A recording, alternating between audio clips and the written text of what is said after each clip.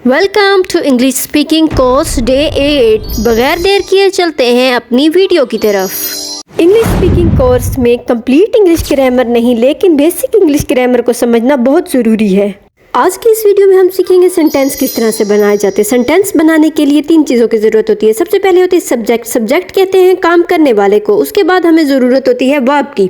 Verb का मतलब होता है काम, और इसके बाद लास्ट में हमारे पास आ जाता है ऑब्जेक्ट। ऑब्जेक्ट कहते हैं जिस पर काम हो रहा हो या सेंटेंस का बकाया जो भी हिस्सा होगा उसको आप ऑब्जेक्ट कह सकते हैं। यहाँ एग्जांपल के तौर पे हमारे पास 3 सेंटेंस है। Ali is my friend, he helps me, reading is his habit. अब इन तीनों को हम 1 बाय 1 समझते हैं कि कहाँ सब्जेक्ट, ऑब्जेक्ट और वर्ब का इस्तेमाल किया गया है। इनमें सबसे पहले हमारे पास सेंटेंस है अली इज माई फ्रेंड, और इसमें अली सब्जेक्ट है, इज हेल्पिंग वर्ब है और माई फ्रेंड इसमें ऑब्जेक्ट है। इसके बाद है हमारे पास he helps me, he subject है और हेल्प इसमें वर्ब है और मी इसमें ऑब्जेक्ट है। हेल्प क्योंकि काम करना है तो ये वर्ब है। हमारे पास जो सब्जेक्ट होता है वो किसी शख्स, चीज़ या जगह के नाम को कहते हैं, और नाम की आगे 2 टाइप्स होती हैं, सिंगुलर और प्लूरल। आइए हम समझते हैं सिंगुलर और प्लूरल क्या होता है। किसी एक शख्स, चीज़ या जगह के नाम को सिंगुलर, जबकि एक से ज़ायद हो तो वो प्लूरल बन जाता है। जिस तरह से फैमिली सिंगुलर है लेकिन अगर ज़्यादा हो तो वो फैमिलीज बन के प्लूरल हो जाता है। फ्लाई एक मक्खी है, ज़्यादा हो गई तो वो फ्लाइज हो जाएंगी, यानी एक से ज़ायद चीज़ों को आप प्लूरल कहते हैं। अब इनका इस्तेमाल कब और कैसे करना है वो हम समझते हैं नेक्स्ट हमारे पास आ जाता है प्रोनाउन। प्रोनाउन की 3 टाइप है, फर्स्ट, सेकंड और third person. First person I और वही को कहते हैं, आई सिंगुलर है और वही प्लूरल। और उसके बाद सेकंड पर्सन में यू और यूअर्स को हम सेकंड पर्सन कहते हैं, और इसका प्लूरल भी यही है और सिंगुलर भी यही है। उसके बाद थर्ड पर्सन में ही, शी और इट आ जाता है, और इसका प्लूरल दे, देम और देयर्स है। इन चीज़ों को समझ लीजिए क्योंकि आगे ये हमें सेंटेंस मेकिंग में काम आने वाले हैं। इसके बाद नाउन की 2 टाइप्स है, इन्फिनेटिव और जीरंड। इनको समझना भी ज़रूरी है। जब हम वर्ब के साथ आईएनजी का इजाफा करते हैं तो वो जीरंड बन जाता है। रीड एक लफ्ज़ है तो ये इन्फिनेटिव वर्ब है, लेकिन इसके साथ अगर हम आईएनजी का इजाफा करेंगे तो ये जीरंड बन जाएगा। इस तरह से हमारे सामने वर्ड है रीड, ये एक इन्फिनेटिव वर्ब है, लेकिन इसके अंदर अगर हम आईएनजी का इजाफा करके इसको रीडिंग कर देंगे तो ये एक जीरंड वर्ब बन जाएगा।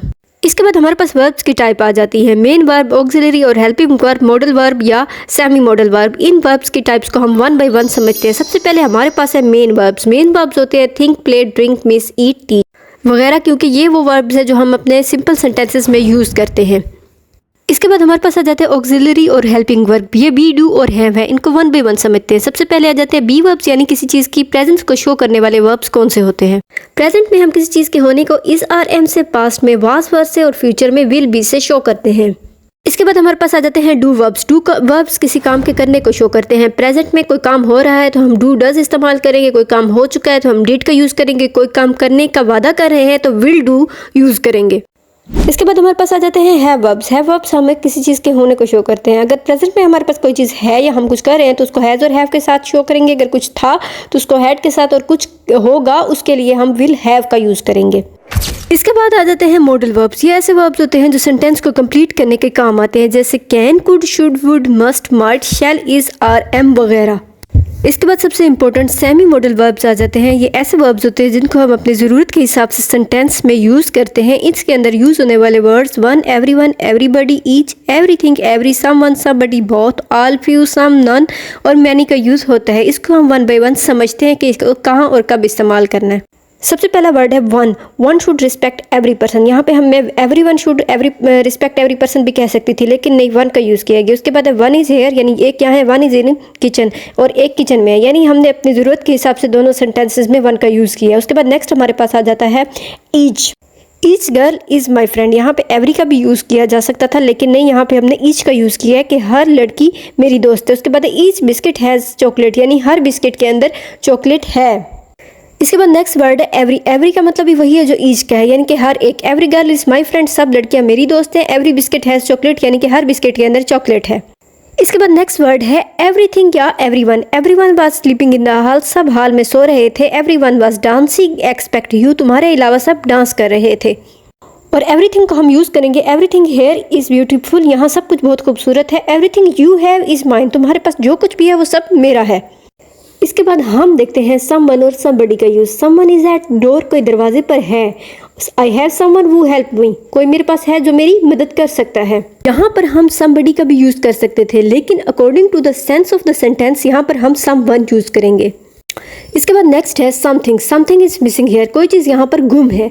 और जब हम इसको इंटेरोगेटिव में चेंज करेंगे तो हम पूछेंगे इज़ एनीथिंग मिसिंग हेयर, क्या यहाँ पर कोई चीज़ गुम है। यानी हम जब इंटेरोगेटिव में किसी सिंपल सेंटेंस को चेंज करेंगे तो समथिंग को हम एनीथिंग में कन्वर्ट कर देंगे।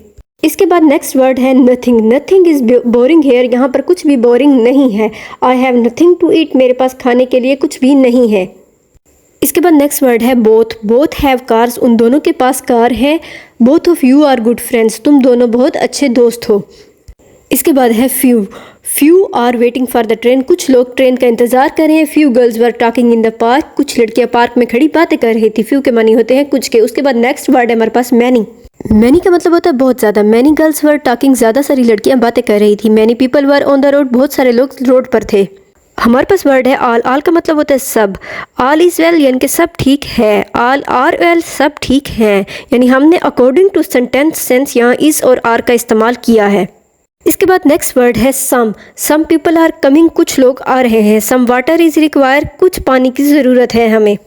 इसके बाद नेक्स्ट वर्ड है none. None is waiting for you, कोई आपका इंतज़ार नहीं कर रहा है। None are waiting for you, कोई भी आपका इंतज़ार नहीं कर रहे हैं। यहाँ इज़ एक के लिए और आर ज़्यादा के लिए इस्तेमाल हुआ है।